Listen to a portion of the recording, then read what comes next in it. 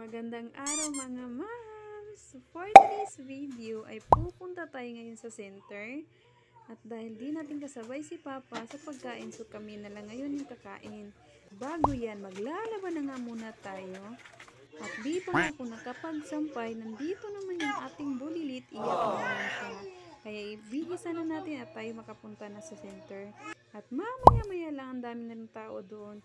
Kaya tara na guys, punta na tayo doon at taray maghahanap na tayo ng tricycle na masasakyan. At dito na nga guys, makakasakay na nga kami.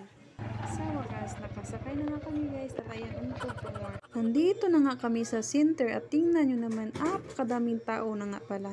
So at 2 yung number namin guys, 14 yung number namin.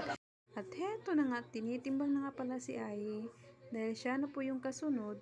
At ayan, hindi niya alam kung ano yung gagawin sa kanya. At iyak na iyak yung bata guys. Nakakaawa naman, tingnan nyo nga.